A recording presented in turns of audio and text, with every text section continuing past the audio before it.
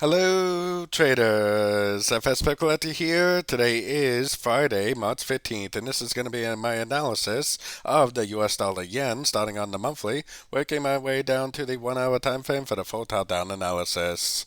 So, the idea of this being in an uptrend still is looking better and better. Boy, that is recovering a lot. I actually still believe this is going to go up and take out these highs. I still think it's going to go up to around the 155 area and possibly even higher than that before we actually do get a bigger push to the downside. So taking it down to the weekly. Yesterday I was saying in my video yesterday that it kind of looks like it could even end up going down for an ABC before it goes up, but I think there's a good chance this move down is just a crutch into this move up, and I think there's a better chance that this is actually going to continue the uptrend and probably take out these previous highs. So let's take it down to the daily where we can see this a little bit more clearly. Because on the daily, I really think this is a trend. It is definitely higher highs, higher lows.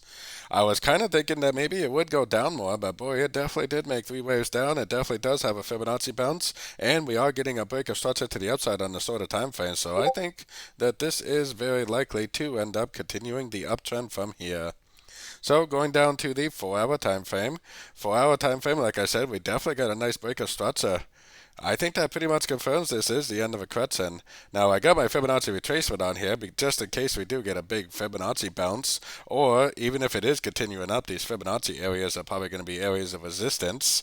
Hopefully, it really is the end of a correction like it looks like it is on the weekly. If it is, then it will continue to make higher highs, higher lows, higher highs, higher lows, and it will just keep on trending up. So, taking it right down to that 1 hour time frame.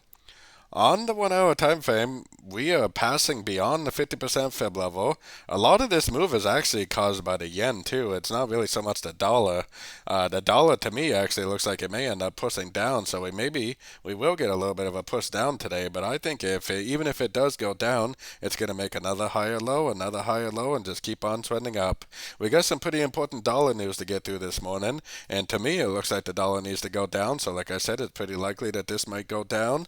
But even if it does go down, I would put my Fibonacci retracement on this last push up. I would look for three waves down. I'd look for impulsive up. I'd look for a Fibonacci bounce. Nice engulfing move to the upside, possibly even a break of structure to go long again for the continuation of this uptrend. I am definitely looking for longs until the higher time frames tell me otherwise. So don't forget to join my free Discord channel linked at the card up in the corner here. And also don't forget to check out my brand new website linked at the bottom of this video over here in the corner. So as always, happy trading.